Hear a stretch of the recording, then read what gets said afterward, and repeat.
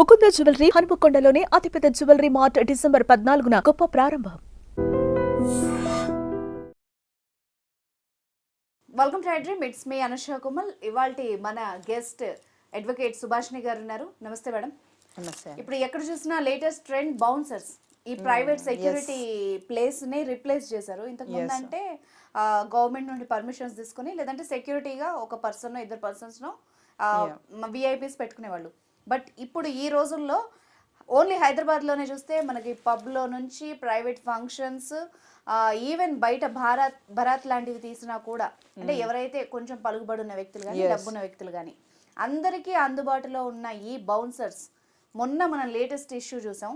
మోహన్ బాబు గారి ఇంటి దగ్గర మనోజ్ గారు ఒక 40 మందిని, అటు విష్ణు గారు ఒక 50 మందిని, ఆఖరికి మంచు లక్ష్మి గారు కూడా ఒక 15-20 మంది బౌన్సర్స్, లేడీ బౌన్సర్స్ కూడా తెచ్చుకున్న సిచ్యువేషన్ ఉందని మనం న్యూస్లో చదివాం. అసలు ఏంటి బౌన్సర్స్, వీళ్ళకి ఆ చట్టం నుంచి పర్మిషన్ ఉందా? ఈ ప్రైవేట్ సెక్యూరిటీని మనం ఎట్లా చూడాలి? ఎందుకంటే ఈ రోజు అల్లు అర్జున్ గారి అంశం తీసుకుందాం మనం. ఆ బౌన్సర్స్ అత్యుత్సాహంతో ఒక మహిళ చనిపోయిన పరిస్థితి, నేషనల్ అవార్డు గ్రహీత అంత పెద్ద స్టార్ అల్లు అర్జున్ గారు కూడా కేసులు ఫేస్ చేస్తున్న పరిస్థితి. మనం ఎట్లా చూడాలి వీళ్ళని? అంటే ఒక ప్రశ్నని మీరు బాగా అంటే గమనిస్తున్నారో తెలియదు కానీ but you are trying to explain the people about what is what. I should appreciate you. ఎందుకంటే థాట్స్ అనేది చట్టము పబ్లిక్లో ఎలా వెళ్తుంది అని చెప్పడం అన్నది అది it's a very awareness camp లాగానే. సో మీరన్న పాయింట్లో గతంలో కూడా సెక్యూరిటీ పరంగా చాలా యాక్టర్స్కి ఉండే, గతంలో ఉన్నది ఇప్పటి నుంచో నడుస్తున్నది, ఈ ట్రెండ్ అనేది నడుస్తుంది. బట్ ఇప్పుడు ఏంటంటే ఒక డిసిప్లిన్ ట్రెండ్ లేదు. డిసిప్లిన్ అంటే ఈ వీళ్ళ యొక్క సెక్యూరిటీ వాళ్ళతోని అవతల ఉన్న సమాజంలో ఉన్న మనుషులని భయభ్రాంతికి గురి చేయొద్దు. That is one point they have to remember it. ఎవరికి ఏ సెక్యూరిటీ ఉన్నా నష్టం లేదు. గవర్నమెంట్ ఇచ్చే సెక్యూరిటీ ఏంటంటే వీళ్ళు అప్లికేషన్ పెట్టుకుంటే వీళ్ళు కొంత ఈ లైసెన్స్కి కూడా, పిస్టోల్స్కి కూడా ఏదన్నా కావాలంటే కూడా they have to pay to the government. It is not like ఈజీగా అంటే ఈజీ వేలో ఇవ్వరు. ఎందుకంటే థ్రెట్ ఉంది, పలానా చోట్ల వెళ్తే మాకు ఇబ్బందికరంగా ఉంది, మేము మెయింటైన్ చేయలేకపోతున్నాం లా అండ్ ఆర్డర్ని, మాకు ఇన్సెక్యూరిటీ అవుతుంది అన్న కారణాలు ఎన్నైనా కానీ చూపించినట్టయితే వాళ్ళు ఇన్వెస్టిగేషన్ చేసి పోలీసు వాళ్ళు then only they will provide the security. ఈజీగా ఇవ్వరు. లేకుంటే చాలా ఇదిగా రికమెండేషన్స్ చేసుకోనో లేకుంటే ఏదో విధంగా రావడం జరుగుతుంది. బట్ ఇప్పుడున్న మొన్న రీసెంట్ ఇష్యూలనైతే మోహన్ బాబు గారి ఇష్యూలనైతే చాలా అతి ఉత్సాహం అయిపోయింది. చాలా విధిగా అసలు వాళ్ళందరు కలిసి తలుచుకుంటే ఆ ఇన్సిడెంట్ జరగవలసిన అవసరం లేదు. ఎవరికి ఎంతమంది బౌన్సర్స్ ఉన్నా అది పెద్ద, that is not a very big deal. అందరము డిసిప్లిన్గా ఉందాము అని ఒక మాట అనుకుంటే ఎవరి జగలు వాళ్ళు ఉండేవాళ్ళు ఇంత పెద్ద ఇష్యూ అయ్యేది కాదు. వీళ్ళు ఆల్రెడీ అక్కడ మీరు ఒక ఇన్సిడెంట్ చూడండి వీడియోని. ఇక్కడ నుంచి మనోజ్ గారు గేట్ కొడుతున్నారు, నా బిడ్డ ఉంది నేను తీసుకొని వెళ్ళాలి, ఆల్రెడీ ఒక వీడియో నడుస్తుంది. అంటే it is a planned position where they have taken the media also into consideration. ఆ తలుపు కొట్టే విధానంలో కానీ బిడ్డను తీసుకెళ్ళాలి, నా బిడ్డ ఉన్నదని ఒకవేళ అంతే అనిపిస్తే ఇప్పుడు మీరు వీళ్ళు కేసు పెట్టిండ్రు. అదే రీతిలో అంతకుముందు కూడా పోలీస్ వాళ్ళ యొక్క వాళ్ళతో కొంత మాట్లాడి సార్ మీరు వచ్చేది ఉంటే మేము మా పాపని మేము తీసుకుంటాము అన్నది కూడా తీసుకోవచ్చు. ఇక్కడ వీళ్ళని 40 అంటే హీరోయిజాన్ని వ్యక్తపరచడం అన్నది మంచి పద్ధతి కాదు కదా. చాలా మందిని బ్యాక్ చేసుకొని మీరు ఒక ఇంటి మీద దాడికి వెళ్ళిన పరిస్థితికి వాళ్ళ కొడుకులు వాళ్ళ మరి అంటే మరి చెప్పే విధానాలు వేరే ఉన్నాయి కదా. తండ్రి ఒక స్టేట్మెంట్ ఇస్తుండ్రు, కొడుకు ఒక స్టేట్మెంట్ ఇస్తుండ్రు, బిడ్డ అయినా విష్ణు గారైనా ఒక్కొక్కరు ఒక్కొక్క తీరుగా స్టేట్మెంట్ ఇస్తుండ్రు. సరే అది దేనికైనా కానీ మ్యాచింగ్ అనేది వస్తే దాన్ని కొలాబరేటివ్గా తీసుకోవచ్చు. కానీ ఇప్పుడు వాళ్ళు ఏది చేసినా కానీ ఫ్యామిలీ మ్యాటర్ కాబట్టి వాళ్ళు ఎంతమంది అంటే సెక్యూరిటీ పరంగా పెట్టుకున్నా వీళ్ళు అంటే గవర్నమెంట్ నుంచి నేను అనుకోను అంత అంటే పర్మిషన్స్ తీసుకొని పెట్టుకున్నారని నేను అనుకోను. మరి వాళ్ళకి అమౌంట్ ఉంది, 40-50 మందిని ఎలా ఇస్తారు మేడం? ఏ ప్రాతిపదికన ఎవరు ఇయ్యరు. దిస్ ఈజ్ వర్ ప్రైవేట్ ఏజెన్సీకి వీళ్ళు డబ్బులు కట్టి వాళ్ళు ఇండివిజువల్ గా తీసుకుంటారు, లేదంటే ఒక సెక్యూరిటీ ఏజెన్సీ వాళ్ళ నుంచి వాళ్ళకి అమౌంట్ కడుతూ మంత్లీ వీళ్ళని ఇంతమంది ఈ రోజు నాకు కావాలంటే వాళ్ళు అంతమందినే పంపిస్తారు. ఓకే, ఒక 10 మెంబర్స్ కావాలంటే 10 మెంబర్స్ని, ఒక 20 కావాలి, anyhow they have to pay amount to them. అంటే ఇప్పుడు నా క్వశ్చన్ ఏంటంటే, డబ్బులుండి నేను కొనుక్కోవాలి అనుకుంటే ప్రైవేట్ వ్యక్తులను ఒక రకంగా ఇది గూండాయిజంగా కూడా మనం చూడొచ్చు. చూడొచ్చు అంటే కొనుక్కోవచ్చా? చూడొచ్చు. వాళ్ళ మీద కనుక కేసు ఎవరైనా ఫైల్ చేస్తే దట్ ఆల్సో అమౌంట్ చాలా ప్రైవేట్, చాలా క్రిమినల్ కేసు అవుతుంది. ఓకే, దౌర్జన్యానికి తీసుకెళ్లడము, అన్సోషల్ ఎలిమెంట్స్ ని తీసుకెళ్లడం ఇంటి మీదకి అది పద్ధతి కాదు కదా. ఇప్పుడు నా సెక్యూరిటీ ఉంటారు, సెక్యూరిటీ ఎవరి కోసము? నిన్ను వేరే వాళ్ళు ఇబ్బంది చేస్తే సెక్యూరిటీ నీకు అవసరం అవుతుంది, నిన్ను సేఫ్ గార్డింగ్, ప్రైవేట్ డిఫెన్స్ చేసుకోవచ్చు, లేకుంటే సెల్ఫ్ డిఫెన్స్ చేసుకోవచ్చు నువ్వు. కానీ నువ్వు నీవే ఇతరుల దానికి వెళ్ళినప్పుడు నీ ఎంబడి అంతమంది తీసుకుపోతే వాట్ ఈస్ అంటే నీకు చట్టం ఎక్కడ చెప్పింది? You want to have a talk with the person, నీకు పర్సన్తో మాట్లాడాలి పోయి, నువ్వు అంతమందిని తీసుకుపోయి ఏం మాట్లాడతావు?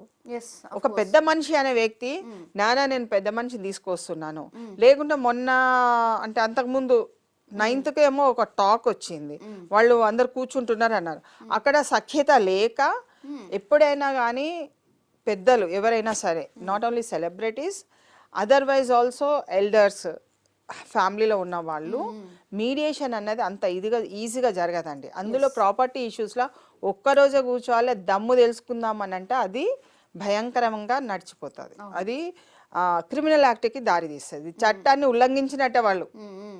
10 మంది 10 విధాలుగా చెడ్డ మాటలు అనుకున్నా ఆ చట్ట వ్యతిరేక విధానమే. ఒకరి మీద ఒకరు కామెంట్ చేసినా చట్ట వ్యతిరేక విధానమే. పోయి డిఫమేటరీ, డిరోగటరీ స్టేట్మెంట్స్ అంటే అసభ్యకరమైన పదజాలు వాడెంతరబై అని ఇంకో దగ్గర చెప్పినా అది కూడా క్రిమినల్. సో నన్ను ఒక అతను దాంట్లో అంటున్నాడు వీడియోలో, నన్ను టచ్ చేసి చూడు, ఇట్లా చెట్టుకే ఇట్లా ఇట్లా పెట్టి ఇట్లా ఒక మాట అంటున్నాడు. అప్పుడు చెప్తా వాట్ ఈస్ ద థింగ్. అసలు అతనికి ఏ హక్కు లేదండి అక్కడ, అసలు అక్కడ ఉండవలసిన అతనికి పనే లేదు. First of all as an advocate అనే కాదు, ఒక సిటిజన్గా, ఒక సామాన్యంగా మాట్లాడినా, చట్టం తెలిసి మాట్లాడినా ఏ వ్యక్తి కూడా అవతల ఇంటి వైపు నువ్వు 10 మందిని కానీ ఒక్కరిని ఎక్స్ట్రా తీసుకెళ్ళి అక్కడ చోట నిలబడి నువ్వు డైలాగ్ డెలివరేషన్ చేసి అతని భయభ్రాంతులకు లోను చేసినావంటే it is a criminal act. Okay, warning intentionally you are harming the person, then నీ మీద కంపల్సరీ అవతల వ్యక్తి కేసు పెట్టాల్సిందే, పెడతారు. అంటే జనరల్ ఇంకా ఊర్లలోనైతే మొన్న రీసెంట్గా మీరు చూడలేదు వీడియో, ఒక అతను ఇంకొక అతన్ని చంపేస్తున్నారు ఊర్లో అందరూ, అతను ఇతను కొట్టిండని వాళ్ళు కర్రలు తీసి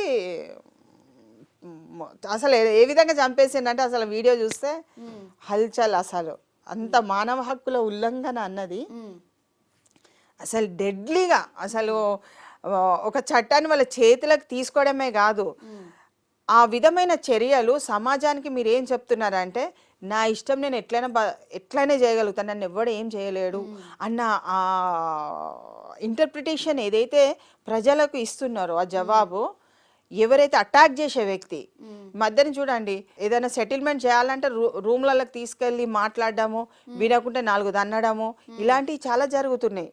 అసలు మొన్న రీసెంట్గా మీరు అక్కడ ఏది రాజేందర్ నగర్ అత్తాపూర్లో మర్డర్ జరగడం కానివ్వండి, ఇవన్నీ చూడండి మీరు ఇన్సిడెంట్.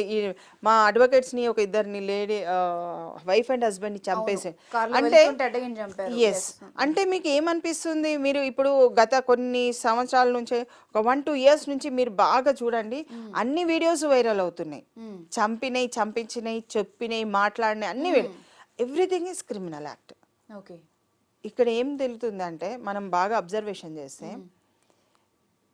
ఉన్నవాడు అంటే కొంచెము ఆర్థికంగా స్తోమత కావచ్చు, మాట స్తోమత కావచ్చు, భుజబలమే కావచ్చు, పలుకుబడి ఎస్ ఈ ఉన్న వ్యక్తులు నా పరపతిని నేను చూపిస్తా అని చిటికేసి ప్రజలకి భయభ్రాంతులు చేయించడానికి ఒక ప్రయత్నం జరుగుతుంది. సో దీన్ని మనం అందరం ఖండించవలసిన అవసరం ఉన్నది. ఖచ్చితంగా కాన్స్టిట్యూషన్ రాజ్యాంగంలో పీస్ హార్మోనీ అన్నది చాలా ఇంపార్టెంట్. అవును, నేను బ్రతకాలంటే కనీసం నా పెదవుల మీద చిరునవ్వు ఉండాలి. నేను బతకాలంటే నన్ను నువ్వు ఏడిపిస్తున్నావు అంటే ఒక క్రైమ్ జరుగుతుంది అనే ఉద్దేశం. నేను బతకలేకపోతున్నాను, ఓ వ్యక్తి పైసలు డబ్బులు తీసుకున్నాడు, లేకుంటే డబ్బులు ఇచ్చే వ్యక్తి కానీ ఇద్దరి మధ్య గొడవ జరుగుతుంది, శాంతపూరితంగా కూర్చునే వ్యవహారం ఉందా లేదా? ఆడొచ్చి నేను చంపడానికి ప్రయత్నం చేసిండు అనుకోండి, అమలాగడే క్రిమినల్ కేసు అట. ఇచ్చేదేమో వ్యవహారమేమో డబ్బులది, చేష్టలేమో క్రిమినల్ చేష్టాలు. నువ్వు డబ్బులు ఇచ్చింది ముఖ్యం కాదు అక్కడ, నువ్వు క్రిమినల్ కేసులో ఇరుక్కున్నావా లేదా అని ముఖ్యము. దానికోసం నువ్వు తిరిగి 10,000 20,000 ఎంత అంటే అంత ఖర్చు పెట్టుకుంటా తిరగడము, టెన్షన్ పడడము, ఇతరులను అప్రోచ్ అవ్వడం. అప్పుడు ఏమైతే సెక్యూరిటీ కావాలి, నాకు కూడా ఒకళ్ళు సెక్యూరిటీ ఉండాలి, నేను ఇది చేసుకోవాలంటే ఇప్పుడు ఈ నేను 40 మందిని ఎంగేజ్ చేసుకుంటే ఏమొస్తుంది? మళ్ళీ దానికి పైసలు పెట్టాలి. సో ఇక్కడ వ్యవహారం ఏంటంటే సామరస్యమైన వ్యవహారం అన్నది దులిపేసుకున్నారు, తీసేసిండ్రు. సెలబ్రిటీస్ వేస్లలో మనం చూసుకున్నట్టయితే అసలు ఆగమేఘాల మీద రేటింగ్ యొక్క అంశాన్ని తీసుకొని ఆ పద్ధతులలో విపరీతమైన డైలాగ్స్ అనేది చాలా విధాలుగా చట్ట వ్యతిరేక విధాలు. సెలబ్రిటీల విషయం మాట్లాడదాం మేడం. ఈ బౌన్సర్స్ కానీ ఆ మనుషులు కానీ వాళ్ళ క్రౌడ్ లో తిరిగే విధానం కానీ అంతా చూస్తుంటే ఒక రకంగా ఒక హీరోయిజాన్ని చిత్రం మీద మనకి స్క్రీన్ మీద ఎట్లా ఎలివేట్ చేస్తారో నిజ జీవితంలో కూడా ఎలివేట్ చేసే ప్రయత్నంలో ప్రజల్ని కొంత తప్పుదోవ పట్టిస్తున్నట్టుగా, అంటే యువతని కొంత మానసికంగా పాడు చేస్తున్నట్టుగానే అనిపిస్తుంది. ఏమంటారు దీని మీద? ఒక విధంగా అది కూడా ఒక రియాలిటీనే. ఎందుకంటే అంటే ప్రొటెక్షన్, ఒక మీటింగ్కి పోతే చాలా మంది క్రౌడెడ్ ఉంటే మీద పడి ఏదన్నా అవుతుందో అఘాత్యము, కాబట్టి సెక్యూరిటీ పరంగా అందరినీ తీసుకోవడం అన్నది that is a very good conscious. అంటే ఒక ఇన్సిడెంట్ జరగకుండా నువ్వు కాపాడుకుంటున్నావు అన్నది అక్కడ మీనింగ్ఫుల్. అదే ఇన్సిడెంట్ని రివర్స్లో చూసి రావద్దు బై పోవద్దు బై అని ఈ జనాలని తరుముతుంటే కొడుతుంటే వాళ్ళు కింద పడిపోయి వేరే వాళ్ళు స్టాంపింగ్ అయితే అది క్రిమినల్ కేసు. ఈ సంధ్యా థియేటర్ ఇన్సిడెంట్ అలాగే జరిగింది. అంటే బౌన్సర్ల అత్యుత్సాహంతో అక్కడ తోపులాట జరిగింది అన్నది. అంటే ఒక థియేటర్లో వాళ్ళు ప్రదర్శిస్తున్న సినిమాకి హీరోగా ఇతను రావడం జరిగింది, వచ్చింది బాగానే ఉన్నది, జరిగింది బాగానే ఉంది. అంటే థియేటర్ లోపల కూడా పోవచ్చు, బయటనే జరుగుతుంది ఇదంతా. సో ఆయన వెళ్ళిపోయిన తర్వాత థియేటర్లకి అంటే ఎంట్రీకి ఆ ఎంట్రీలో వాళ్ళు లైన్ క్యూ అన్నది పాటించి ఉంటే అమ్మాయి స్టాంపింగ్ జరిగేది కాదు. లైన్ క్యూ లేక ఒక్కసారి అమాంతం, ఇప్పుడు ప్రజలు కూడా ఎట్లా ఉంటారు, మీరు ఏ ఫంక్షన్ అయినా చూడండి, తినే దగ్గరికి వెళ్తే మొత్తము లైన్ ఏమి ఉండదు, తోసుకుంటూ వెళ్ళిపోతారు. మీరు చూసి అరే భయ్ వీళ్ళు ఎప్పుడు తినలేదా అని ఒక కామెంట్ కూడా వచ్చేస్తుంది అక్కడ. అంటే చిన్న ఫంక్షన్లనే ఒక 500-300 మంది ఫంక్షన్లనే జనాలు పరిగెత్తుకుంటూ వచ్చేస్తున్న క్రమాన్ని గమనించినప్పుడు నువ్వు ఒక హీరోవి, ఒక పెద్ద అంటే Sandhya is not a big area, Sandhya theater దగ్గర ఉంది, ప్లేస్ ఉంది, దాని బయట కూడా రోడ్డు మీద కూడా చాలా మంది ఉండిపోయినారు. సో ఇప్పుడు పోలీస్ ప్రొటెక్షన్ అన్నది పెట్టింది పోలీసు వాళ్ళే కేసు, ప్రొటెక్షన్ ఎవరు ఇవ్వాలి ఇప్పుడు అక్కడ?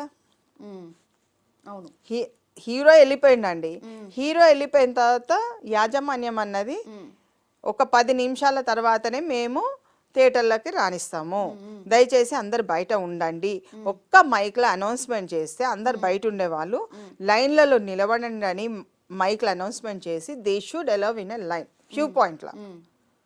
దానివల్ల చాలా మిస్టేక్ జరిగింది. హీరో వచ్చి హీరోది అయిపోయింది, హీరో వెళ్ళిపోయిన తర్వాత ఈ ఇన్సిడెంట్ జరిగింది. అంటే మరి లేడీస్ ఎంతమంది ఉన్నారన్నది ఇక్కడ చాలా ముఖ్యము. అసలు లేడీస్ని అంతమంది మేల్ మెంబర్స్లల్లా లేడీస్ తక్కువ ఉన్నప్పుడు చూసే వాళ్ళు కూడా ఎవరైతే సెక్యూరిటీ గార్డ్స్ ఉన్నారో, అమ్మ లేడీస్ మీరు కొంచెం ముందుకు పక్కకు, పిల్లలు ఉన్నారు అందులో అంత పసిపిల్లవాడిని తీసుకురావద్దు కదండి. చాలా భయంకరంగా ఉన్న విశాలంగా ఉన్న ప్రదేశంలో తల్లిదండ్రుల రెస్పాన్సిబిలిటీ కూడా ఉంటుంది అక్కడ. See it is not like that నీకు హీరో ఇష్టమైతే హీరో ఇష్టమైందండి, పోయిండ్రు థియేటర్కి పోయిండ్రు, that is not a big deal. కానీ నువ్వు ప్రొటెక్షన్ చేయడంలో ఆ మహిళ తనని తను ప్రొటెక్షన్ చేసుకోలేక పిల్లవాడిని కూడా ప్రొటెక్షన్ చేయలేదు. అవును, అంతే కదా. అవును. ఇప్పుడు అక్కడ జరగవలసిన ఇన్సిడెంట్లో చిన్న చిన్న పొరపాట్లతోని ఒక ప్రాణాన్ని కోల్పోవడం అసలు అవసరం లేదు.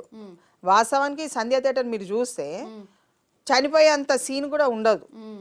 చిన్న చిన్న కరెక్షన్స్ చేసుకొని మంచిగా లైన్లలో పెట్టి ఒక నలుగురు హీరో వెళ్ళిపోయిందండి, హీరో వెళ్ళిపోయిన తర్వాత కూడా మీ సెక్యూరిటీ గార్డ్స్ ఉంటారు, క్యూ లైన్స్ 2 క్యూ లైన్స్ పెట్టినా అండి, అటొకటి ఇటొకటి పెడితే నీకు ఈజీగా పోతారు, ప్రాబ్లమే లేదు. అదేమంటే అడిగే వాళ్ళు లేరు అసలు. వాళ్ళకు ఏమైతుందిలే ఇంత జరుగుతుందా అని ఒక ఓవర్ కాన్ఫిడెన్స్ అన్నట్టు. పరీక్షకు ఓవర్ కాన్ఫిడెన్స్ చేసుకొని పోయి ఫెయిల్ అయ్యి వస్తారు చూడండి, అట్లున్నారు. ఇప్పుడు దీన్నే మనం హీరోయిజం లాగా చూద్దాం, అంటే హీరోకున్న పలుకుబడి లాగా చూద్దామా? ఎక్కువ మంది జనం వస్తేనే ఈ హీరో గొప్ప, లేకపోతే అలా చూద్దామా? అవసరం లేదు. ఇప్పుడు ఆయన వాళ్ళకేంటి పబ్లిసిటీ చేసుకోవడం అన్నది ప్రొడక్షన్ యూనిట్ యొక్క తాపత్రయం. నా ఫిలిం ఎప్పుడైనా ఇప్పుడు తీసే వ్యక్తి ఎప్పుడు కూడా నా ఫిలిమే గెలవాలని చూసుకుంటాడు, నా ఫిలింలో నేను మంచోడిని అని చెప్పాలని చూసుకుంటాడు. థియేటర్ లో చూసే జనాలు లెక్క పెట్టుకోవచ్చు కదా, ఈ పబ్లిసిటీ అంతా ఎందుకు, ఈ క్రౌడ్ అంటే దీన్నే కదా ట్రెండింగ్ తీసుకురావడానికి పబ్లిక్ ని. ఇప్పుడు పబ్లిక్ యొక్క అత్యుత్సాహం కానివ్వండి, హీరో అత్యుత్సాహం కానివ్వండి, ప్రొడక్షన్ యూనిట్ అత్యుత్సాహం కానీ అందరి అత్యుత్సాహం ఆమె ప్రాణాలు తీసింది. యాక్చువల్గా నీకు ప్రికాషనరీ మెజర్స్ తీసుకుంటే లక్షల మందితో మీటింగ్లు జరుగుతున్నాయి, పొలిటికల్ మీటింగ్లు జరుగుతున్నాయి. ఇక్కడ ప్యారడైజ్ గ్రౌండ్లో ఎంత పెద్ద మీటింగ్, లక్షల మంది మీటింగ్స్ జరుగుతాయి. మరి ఎవరు చనిపోరే అక్కడ? కేవలం తీసుకోవాల్సిన జాగ్రత్తలే అండి. డిసిప్లిన్ కమిటీ అనేది ఒకటి ఉంటుంది, ఆడ మార్కింగ్ కమిటీ పెట్టుకోవాలి. ఆ కమిటీతోని every picture unit should have the committee పెట్టుకొని చేసుకోవాలి. ఎవరి కోసం అండి?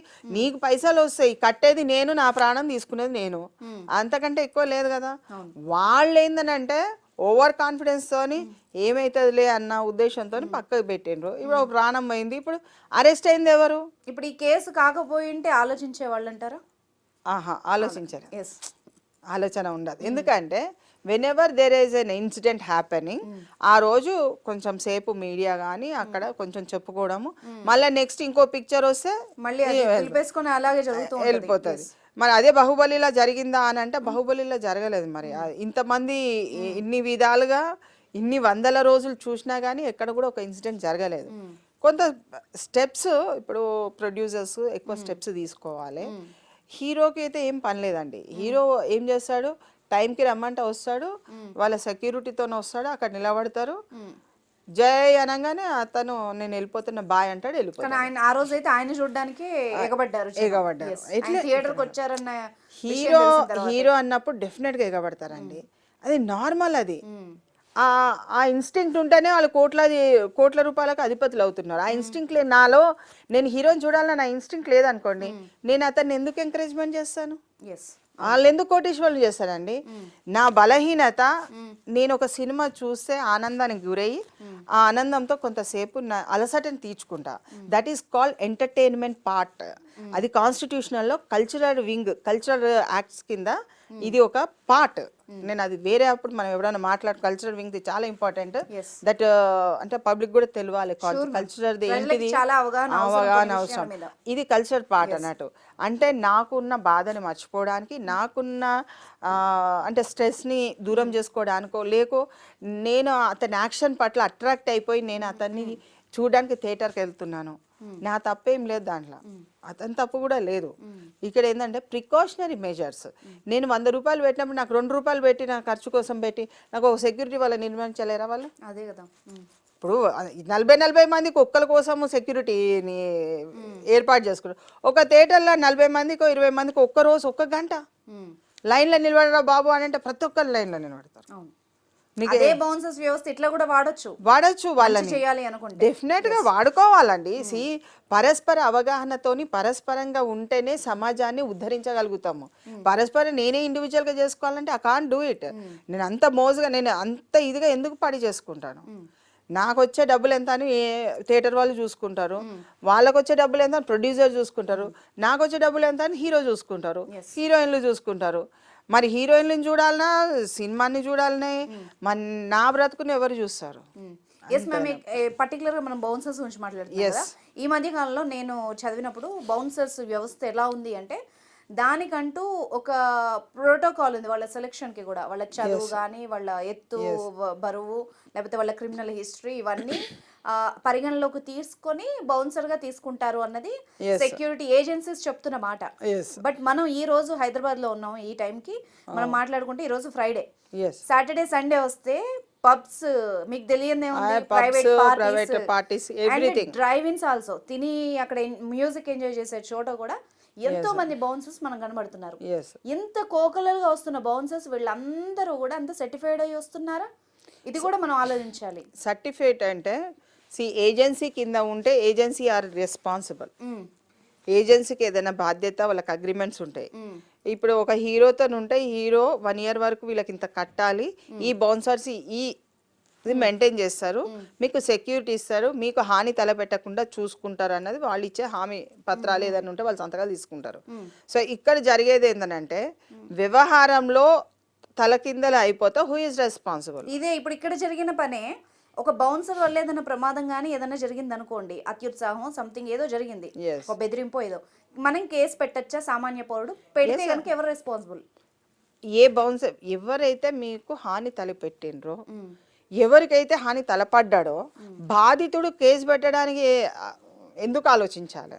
ఇప్పుడు ఇక్కడ ఏంటంటే కోర్టుకు కావాల్సింది ప్రత్యేకంగా సాక్ష్యాలు, ఒక బాధితుడు, ఒక ఫిర్యాదు, ఇంతే. దీంట్లో పెద్దగా అంశాలు ఏం లేవండి. ఎవరో చంపేస్తారు విట్నెస్ ఇస్తే అన్నది ఏం లేదు. నువ్వు కళ్ళతో చూసినవా, ఐ విట్నెస్, కోర్టులో నేను చెప్తానని వస్తే పోలీస్ స్టేషన్ పోయి నేను చెప్తాను సార్ నాకు ఇక్కడ చూసిన సార్ అని డైరెక్ట్ కూడా చెప్పచ్చండి. బాధితుడు ఉన్నానుకో, నాకు ఈ అన్యాయం జరిగింది, ఈ బౌన్సర్ వల్ల ఇలా జరిగింది, నన్ను ఆ రోజు బౌన్సర్ కొట్టడానికి వచ్చిండు, నేను హీరోని కలుద్దాం అనుకొని వచ్చినా కానీ నన్ను కలవనీయలేదు, అది వేరు. దాంట్లో మీరు అన్ని ప్రతిదీ మీరు 2 విధాలుగా చూడాలండి. ఒకటి మంచి చేసే విధానానికి చట్టం ఉంది, మంచి చేసిన వ్యక్తిని ఏమనదు చట్టం, అది హీస్ రైట్. నీకు మేలు చేసేది అనుకోండి, ఇప్పుడు నేనున్నాను, మీకు ఏదైనా మేలు చేసినాను, మీకు ఏం కాలేదు, నాకు ఇట్ ఈస్ మై రైట్. ఇదే వ్యక్తి నీకు హాని తలపెట్టిండు, ఆ వ్యక్తికి క్రిమినల్ యాక్ట్ వర్తిస్తుంది. హాని తలపెట్టిండు అంటే హానిలో 2 రకాలు 3 రకాలు ఉన్నాయండి. నేను వ్యక్తిగతంగా కక్ష సాధింపు చర్యతోని ఇంటెన్షనల్గా అంటే వ్యక్తిగతంగా నేను ఒక వీళ్ళని హాని పెట్టాలి అని పెట్టిండు అనుకోండి, అతని మీద క్రిమినల్ కేసు. ఓకే. కానీ అతనికి ఇంటెన్షన్ లేదు, నాకు ఇంటెన్షన్ లేదు, ఏం లేదు, ఆడేదో జరిగింది, రెస్పాన్సిబుల్, లీగల్ రెస్పాన్సిబిలిటీ అనేది ఏమొస్తుంది, ఇంపార్టెంట్, చాలా ఇంపార్టెంట్. అంటే ఆయన అక్కడ చేసే చేష్టలను బట్టి, విధానాలు బట్టి అతను రెస్పాన్సిబుల్ అయిపోతాడు. అది చాలా ఇంపార్టెంట్ అన్నట్టు. దాని మీద చాలా డిస్కషన్, చాలా యాక్ట్ చాలా విధిగా చెప్తారు. కల్పబుల్ హోమిసైడ్ అనేది ఒకటి ఇప్పుడు అల్లు అర్జున్ మీద పెట్టిండ్రు కదా, అది ఇంకొక last doubt madam. So madam, మరి లాస్ట్ గా ఫైనల్ గా ఇప్పుడు ఈ బౌన్సర్స్ ఎవరైతే అత్యుత్సాహం ప్రదర్శించారో వీళ్ళు కనుక మళ్ళీ ఇంకేదైనా కూడా ఇష్యూలో అలాగే బిహేవ్ చేస్తే వాళ్ళ వల్ల ఏమన్నా ప్రమాదం కానీ నష్టం కానీ జరిగితే ఎవరు బాధ్యులు, ఎవరి మీద చర్యలు ఉంటాయి? డెఫినెట్గా ఈ ఎవరైతే బాధితుడు ఉన్నారో వాళ్ళ వల్ల నాకు ఈ యాక్ట్ జరిగింది అంటే క్రిమినల్ యాక్ట్ గురించి చెప్తున్నా, ఈ యాక్ట్ జరిగింది అని అంటే ఆ వ్యక్తి మీదనే పడుతుందండి. ఇప్పుడు తెచ్చిన వ్యక్తి ఎంతో మందిని తీసుకొస్తారు, తెచ్చిన వ్యక్తి ఎవరైనా చేయవచ్చు, కానీ అతని రోల్ ఏంటి, అతని డ్యూటీ ఏంటిది, అక్కడి వరకే అతని పాబంది. ఇతరుని హార్మ్ఫుల్గా చేయడం అన్నది అతనికి హక్కు లేదు కదా. సో సెక్యూరిటీగా వచ్చే వ్యక్తి ఎప్పుడు కూడా ఎవరి కోసం సెక్యూరిటీ వచ్చిండో ఆ వ్యక్తికి పట్ల ఉండే సహనశీలత అన్నది ఎక్కువ అవసరము. అతి ఉత్సాహంతో జరగండి తోసేస్తే అతని కింద పడి, లేకుంటే ఇంకోళ్ళని తోసేస్తే ఇంకోళ్ళ కింద పడి ఇంజూరీ అయిపోతే ఇతని మీదనే పడుతుంది. సో ఎవరైనా సరే కేసులు పెట్టుకోవడానికి వాళ్ళ ఇష్టం, మనం కేసులు పెట్టడం చెప్పడం కాదండి, చట్టానికి లోబడే మనం ఉండాలి. ప్రతి మానవుడి అంటే ఇక్కడ హ్యూమన్ బీయింగ్ ఎవరైతే ఉన్నారో ప్రతి ఒక్కరు కూడా సిటిజన్ ఆఫ్ ఇండియా అని అంటున్నాం కాబట్టి రాజ్యాంగం పట్ల ప్రవర్తతోని ఉండాలి, భక్తితోని, భయంతో ఉండాలి. చట్టం ఉంది, నన్ను ఏదైనా తప్పు చేస్తే నన్ను పట్టుకుంటుంది అన్నది ఉండాలి. మనం గేమ్ ఆడతాము, ఒక గేమ్ ఆడతాము, గేమ్లో నీకు తప్పు పోయిందని అంటే టక్కని వచ్చి క్లచెస్ పట్టేసుకుంటుంది, నీ గేమ్కి ముందు పోనీయదు. అట్లనే చట్టం నిన్ను చూడట్లేదు, కళ్ళ ముందే ఉండాలి, వెనుక నుంచి ఎవ్వరు నన్ను చూడట్లేదు కాబట్టి నేను హత్య చేసేస్తాను, కొట్టేస్తాను, ఏదైనా చేస్తానంటే no, it is not entertainment. మనము కంపల్సరీ చట్టానికి లోబడే ఉండాలి, చట్ట ప్రకారమే ఈ సమాజంలో నడుచుకోవాలి. అది భారతదేశంలో చట్టం అదే చెప్తుంది.